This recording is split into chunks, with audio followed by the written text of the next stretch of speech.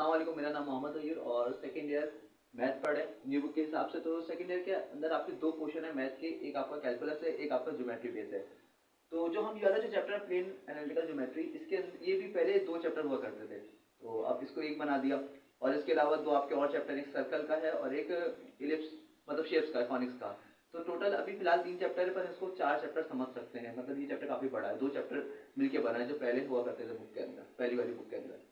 तो दो पोर्शन आपके मैथ के हैं, एक कैलकुलस है और एक ज्योमेट्री है। कैलकुलस के अंदर आपके 7 चैप्टर्स हैं और ज्योमेट्री के अंदर आपके 3 या फर्ज करने के 4 चैप्टर हैं। तो ये दो बिग पोर्शन है आपके मैथ के। ये सबसे पहला चैप्टर है आपका ज्योमेट्री का, ये सबसे बेसिक है, ये आप पढ़ेंगे तो बाकी के ज्योमेट्री के चैप्टर पढ़ लेंगे, मतलब सर्कल और एलिप्स, कॉनिक्स और बाकी की चीज़ें। तो ज्योमेट्री के अंदर सबसे पहले हमें देखना होता है कि आपके एक्सेस क्या होते हैं। तो हमें पता है कि आपका जो हॉरिजॉन्टल होता है वो आपका एक्स एक्सेस होता है और जो वर्टिकल होता है आपका वो वाई एक्सेस होता है।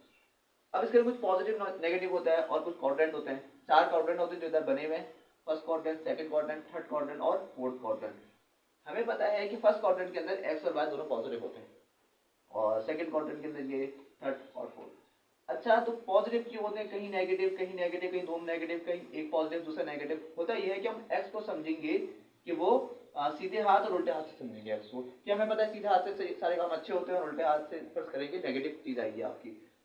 तो x को हम समझेंगे उल्टे और सीधे हाथ से। तो जो सीधे हाथ की तरफ है वो सब x पॉजिटिव हो जाएगा। तो x ये सीधे हाथ की तरफ है तो x यहाँ पे पॉजिटिव और x यहाँ पे भी पॉजिटिव। और क्योंकि ये उल्टे हाथ की तरफ आ गया तो x यहाँ पे भी नेगेटिव और x यहाँ पे भी नेगेटिव। अच्छा, y को हम देखेंगे ऊपर और नीचे से। जो चीज ऊपर है वो पॉजिटिव, जो चीज नीचे है वो नेगेटिव। तो देखिए y यहाँ पे भी नेगेटिव, यहाँ पे भी नेगेटिव, और क्योंकि y ऊपर पॉजिटिव होगा यहाँ भी पॉजिटिव और यहाँ भी पॉजिटिव। सब आज हम 4 सवाल करेंगे। सबसे पहला जो फॉर्मूला होता है और सबसे आसान सेकंड का फॉर्मूला आपका डिस्टेंस फॉर्मूला है। उसको वो कहाँ से आया है, कैसे ड्राइव हो, उसकी थोड़ी सी डेरिवेशन देखेंगे 1 मिनट के अंदर, फिर हम 4 सवाल की तरफ बढ़ेंगे। लेकिन सबसे पहले तो आपका फर्स्ट करें दो पॉइंट आपके इस प्लेन के अंदर। हमें पता है कि भाई ये आपका एक्स एक्सिस है, ये आपका वाई एक्सिस है। तो इसको प्लेन क्यों कह रहे हैं? क्योंकि जब दो एक्सिस की बात की जाए उसमें कोई चीज हो तो उसको प्लेन कहते हैं, एक एक्सिस की बात की जाए तो फिर उसको एक्सिस ही कहते हैं। और अगर तीनों एक्सिस हो, एक्स वाई और जेड, जैसे 3D शेप, तो उसको हम स्पेस कहते हैं। फिलहाल ये आपका एक प्लेन है, प्लेन के नाम पे दो पॉइंट है, पॉइंट ए और पॉइंट बी। अब मैंने कहा कि पॉइंट ए, मैंने इसको ड्रॉप डाउन नीचे करा तो यहाँ से यहाँ तक का इसका एक्स का डिस्टेंस है और इसकी जितनी हाइट है, इसकी जितनी हाइट है वो वाई है। अच्छा देखो पैरेलल लाइंस को देखें, ये इसके पैरेलल है तो ये वाई का डिस्टेंस शो कर रही है और ये इसके पैरेलल है तो ये एक्स का डिस्टेंस शो कर रही है। हमें तो पता है ना भाई ये एक्स एक्सिस है और ये वाई एक्सिस है। मैं कह रहा हूँ जो पैरेलल लाइंस है वो आपस की डिस्टेंस शो कर रही है। तो ये जिसके पैरेलल, ये वाई के पैरेलल है तो ये वाई का डिस्टेंस शो कर रही है लाइन, और ये किसके पैरेलल है? ये इसके पैरेलल है, ये एक्स का डिस्टेंस। पैरेलल का मतलब होता है साथ साथ लाइन। इसी तरह इस पॉइंट का है। अब हमें एक फॉर्मूला बनाना है जो हमें लगाना है आज के 4 सवाल के अंदर, जिसका नाम डिस्टेंस फॉर्मूला है। तो हम पाइथागोरस थ्योरम का इस्तेमाल करेंगे। इसके अंदर पाइथागोरस थ्योरम हमें पता होता है कि भाई हाइपोटेन्यूज का स्क्वायर परपेंडिकुलर का, हाइपोटेन्यूज का स्क्वायर बराबर होता है परपेंडिकुलर और बेस के स्क्वायर के, इन दोनों के सम के। तो सबसे पहले हम यहाँ पे ट्रायंगल बनाते हैं। अच्छा, पाइथागोरस थ्योरम का ये होता है कि ये हमेशा राइट एंगल ट्रायंगल के अंदर लगता है। राइट एंगल ट्रायंगल क्या होता है? राइट एंगल ट्रायंगल वो होता है जिसके अंदर आपका एक एंगल 90 डिग्री हो। तो हम इस एक लाइन को, हमें असल में ना यहाँ से यहाँ तक का डिस्टेंस निकालना है, क्योंकि हम पढ़ रहे हैं डिस्टेंस फॉर्मूला। अब एक पॉइंट यहाँ पे और एक पॉइंट ज्योमेट्री में कहीं भी है, यार मैं इसको इधर बनाता हूँ कि फर्स्ट करेंगे आपको एक्सिस है, एक पॉइंट यहाँ पे और एक पॉइंट यहाँ पे, हमें यहाँ से लेकर यहाँ तक का क्या बताना है? डिस्टेंस बताना है।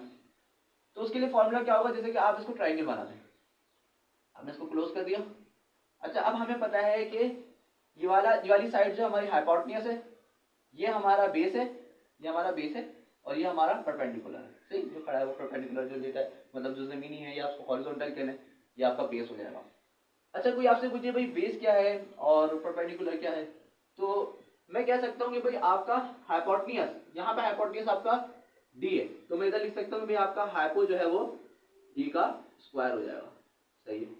अब हम यहाँ पे, अब मुझे परपेंडिकुलर क्या है भाई? आपका परपेंडिकुलर आपका ये हिस्सा है, ओनली दिस, मतलब ये छोटा सा हिस्सा है आपका परपेंडिकुलर। तो अच्छा, ये कैसे देखेंगे? देखिए ये यहाँ से यहाँ तक के आपका y2 है। देखिए ये y2 लिखा हुआ है, यहाँ से पूरा ये जो पूरा है ना आपका y2, और यहाँ से यहाँ तक का आपका x, यहाँ से यहाँ तक का आपका y1 है।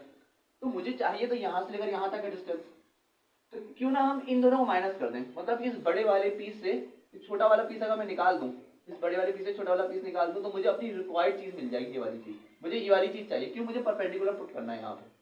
तो अगर फर्स्ट करें मैंने ऐसे करके निकाल दिया, कट कर दी, माइनस कर दी, तो देखिए आपको ये वाली चीज मिल जाएगी। तो हम करेंगे इधर परपेंडिकुलर की जगह y2 माइनस y1 का स्क्वायर, स्क्वायर तो ऊपर था। इसी तरह बेस में सेम ये वाला सीन होने वाला है। अब हमें क्या चाहिए, हमें बेस हमारे यहाँ से लेकर यहाँ तक की, हमें यहाँ से लेकर यहाँ तक डिस्टेंस चाहिए। तो अब देखिए यहाँ से लेकर यहाँ तक पूरा डिस्टेंस जो है वो x2 है, सही। और अगर मैं यहाँ से x1 निकाल दूं तो ये डिस्टेंस आ जाएगा बिल्कुल जैसे कि हमने y के अंदर करा है। तो यहाँ पे आप करेंगे x2 माइनस x1 का स्क्वायर, तो हो गया आपका ड्राइव फॉर्मूला। अब क्या करेंगे, आप square root on both side कर देंगे, रूट ऑन बोथ साइड कर देंगे तो स्क्वायर कैंसिल हो जाएगा, d फॉर डिस्टेंस बराबर है आपके इसके, तो हो जाएगा y2 माइनस y1 का square plus x2 minus x1 का स्क्वायर। तो ये डिस्टेंस फॉर्मूला जो हम लगाएंगे आगे जाके। तो ये तो आपके सवाल हैं क्वेश्चन नंबर 2 और क्वेश्चन नंबर 3। इसके अंदर आपको सबसे पहले मालूम करना find the point on the y axis. आपको पॉइंट मालूम करना है जो y एक्सिस के अंदर है, which is 5√2 unit away from the point. देखिए इसका मतलब सिंपल ये है कि आपको एक पॉइंट मालूम करना है जो y एक्सिस के अंदर, y एक्सिस इसके अंदर आप एक पॉइंट है वो आपको मालूम करना है, और वो पॉइंट लिखा हुआ है which is 5√2 units away from the this point. तो ये पॉइंट है, ये पॉइंट है, दोनों का जो डिस्टेंस दिया हुआ है आपको ऊपर दिया हुआ है, सही ना, 5√2। अच्छा y एक्सिस में पॉइंट मालूम करना है, तो हमें पता है कि अगर y एक्सिस पे अगर कोई पॉइंट हो या x एक्सिस में कोई पॉइंट हो, तो जरा उसके अंदर देख लें कि अगर कोई पॉइंट अगर y एक्सिस में होता है तो उसका जो x वाली वैल्यू होती है ना वो 0 होती है, और y वाली वैल्यू उसकी होती है हाइट की वजह से। और इसी तरह अगर कोई पॉइंट आपका x एक्सिस में हो तो उसकी x वाली वैल्यू होती है, y वाली वैल्यू क्या होती है 0। क्यों? क्योंकि x वाली वैल्यू हमें बताती है कि इसका यहाँ से डिस्टेंस कितना है। अगर कोई पॉइंट यहाँ पे तो उसकी x वाली वैल्यू भी होगी, क्यों? क्योंकि ये x है ना, कि हमारा x एक्सिस है, हमारा y एक्सिस है, तो इसने डिस्टेंस ट्रेवल करा, देखिए यहाँ से यहाँ तक डिस्टेंस ट्रेवल करा, और ये इसकी हाइट हो जाएगी कि कितना ये ऊंचा है। तो आप खुद बताएं कि जब कोई पॉइंट y एक्सिस पे होगा तो उसने कोई x एक्सिस में डिस्टेंस ही ट्रेवल नहीं करा, तो आपका x 0 हो जाता है यहाँ पे, और y कुछ ना कुछ होगा। इसी तरीके से अगर कोई पॉइंट x एक्सिस में होता है तो वहां पे y 0 हो जाएगा आप लोगों को, इस वजह से क्योंकि y बताता है हाइट। जैसे इसने कितनी हाइट, इस पॉइंट ने कितनी हाइट कवर करी, एग्जाम्पल है, इसने कितनी हाइट कवर करी, तो इसने ये पॉइंट ये हाइट कवर करी। तो अगर कोई पॉइंट x एक्सिस पे ही होगा तो उसकी हाइट तो 0 होगी, तो ये हमें पता होना चाहिए। तो पॉइंट इन्होंने बोला था find the point on y axis, आपको पॉइंट मालूम करना है y एक्सिस पे, जिसको मैंने a का नाम दे दिया, और विच इज जो 502 units away from the this point, इस पॉइंट से वो इतने फासले पे है। तो आप हमें बताया कि x की वैल्यू तो 0 है, असल में हमें सिर्फ और सिर्फ y की वैल्यू मालूम करनी है, क्योंकि x की वैल्यू क्या आपकी 0 है। वही आपने डिस्टेंस फॉर्मूला लगाया जब हमने ड्राइव करा था थोड़ी देर पहले, सही है। d की जगह आपने जो डिस्टेंस दिया हुआ है इसके अंदर 5√2 को आपने पुट कर दिया, सही। और उसके बाद आपने फिर पॉइंट्स पुट करे, देखिए यहाँ पे x2 x1 y2 y1। अब हमें पता है, अब जाहिर सी बात है जो 1 है वो पहला a होगा, और जो 2 है जितनी भी चीजें वो b होंगी। तो इधर x1 क्या है 0 होगा, और y1 क्या है y होगा, और इधर x2 क्या है 5, और y2 क्या है 2। तो इधर आपको पुट करना है x2 x1। तो x2 क्या हमारा x2 ये रहा, क्योंकि बाद में 5 मैंने x2 पुट कर दिया, और फिर उसके बाद x1 पुट करना, तो x1 आपका 0 है, तो इधर ये रहा। इसी तरीके से यहाँ पे लिखा हुआ y2 और y1। तो y2 क्या है, y2 आपका 2 है, तो y2 आपने इधर 2 पुट कर दिया। फिर y1 क्या, y1 आपका y ही है, तो आपने इधर पुट कर दिया। उसके बाद आपको पता है कि हमने रूट, ये वाले रूट को हटाने के लिए हमने स्क्वायरिंग बोथ साइड करी होगी। स्क्वायरिंग बोथ साइड करी, जब स्क्वायरिंग बोथ साइड करी तो स्क्वायर आपके ये वाले रूट पे भी आया, 5 पे भी आया। जब 5 पे आया तो उसने इसको 25 कर दिया, जब रूट पे आया तो रूट कैंसिल हो गया, सिर्फ से 2 बच गया, मल्टीप्लाई हो रहा है अभी। जब स्क्वायर इस पे आया तो ये पूरा ऊपर से, इसी वजह से हमने स्क्वायरिंग बोथ साइड कर दी, ये ऊपर से हट गया। अच्छा ये 5 था और यहाँ पे 0 था, तो 5 का स्क्वायर 25 होता है। इसी तरीके से यहाँ पे फॉर्मूला लग रहा है a माइनस बी के होल स्क्वायर के। a माइनस बी का होल स्क्वायर आपके बराबर होता है, जैसे कि a माइनस बी का होल स्क्वायर बराबर होता है a square minus 2ab plus का b स्क्वायर, सही है। तो हमें पता है हमारे a जो है वो 2 है, और b जो है हमारा y है, माइनस b हमारा माइनस का y नहीं है, b सिर्फ हमारा y। तो क्योंकि फॉर्मूले ने कहा a स्क्वायर लिखो माइनस 2ab लिखो और फिर b स्क्वायर लिख दो प्लस b स्क्वायर लिख दो, तो मैंने a स्क्वायर लिखा माइनस 2ab, ab क्यों कह रहा हूँ उसको, क्योंकि मुझे पता है a मेरा 2 है और b मेरा y है, 2ab प्लस b स्क्वायर मतलब y का स्क्वायर, सही है। उसके बाद हमने 2 का स्क्वायर 4 कर दिया, इन सबको मल्टीप्लाई करके माइनस का 4y कर दिया, इसका स्क्वायर आपका y स्क्वायर हो गया। फिर क्या करना है, हमें जितने भी कांस्टेंट थे इक्वल टू उस तरफ उसको इधर लिया है, सिर्फ और सिर्फ कुछ नहीं करना, 50 यहाँ पे आके माइनस का हो गया। सही, बाकी टर्म बिल्कुल ऐसे थे। अच्छा, इसको मैंने अरेंज करके लिखा, y स्क्वायर तो सबसे पहले लिख दिया, उसके बाद y वाली टर्म लिखी, ये यहाँ पे कोई प्लस माइनस चेंज नहीं हुआ क्योंकि सिर्फ और सिर्फ ये यहाँ पे आया है। अच्छा, 25 और प्लस 4 अपनी जगह एज इट इज है, सिर्फ -50 यहाँ पे आ गया। जब इन सबको आपने सॉल्व करा, ये 29 हो जाएगा और उसको 50 से निकालेंगे तो 21 हो जाएगा। सही, माइनस का 21। अब हमने इक्वेशन को स्वैप कर दिया, मतलब घुमा दिया यहाँ पे। अब यहाँ पे हो रही मिडिल टर्म ब्रेक। अच्छा, मिडिल टर्म ब्रेक एक बहुत ही बेसिक कॉन्सेप्ट है जो आपको हर बंदे को आना चाहिए first year second year 9 matric के अंदर। असल में इसकी स्टार्टिंग 9 से होती है। तो मिडिल टर्म ब्रेक की मेरी एक वीडियो है जिसका लिंक आपको डिस्क्रिप्शन में मिल जाएगा, वहां से देखिएगा जरूर। तो फिलहाल मैं आपको बता देता हूँ यहाँ पे मिडिल टर्म ब्रेक कैसे हुई है। अगर आप वीडियो देखेंगे तो आपको पता होगा चौथा केस। अच्छा, एक गारंटी है वीडियो के साथ कि अगर आप वीडियो देखेंगे तो गारंटी है कि आपको लाजमी तौर पर वीडियो खत्म नहीं होगी, आपको समझ में आ जाएगी मिडिल टर्म ब्रेक, अगर आप सही तरह देखेंगे तो क्या करना है आपको, यहाँ पे चौथा केस है। चौथे केस में होता है ये कि भाई आपका स्क्वायर यहाँ पे वाले कोफिशिएंट और इन दोनों को मल्टीप्लाई करें 21 को, तो 21 आ जाएगा।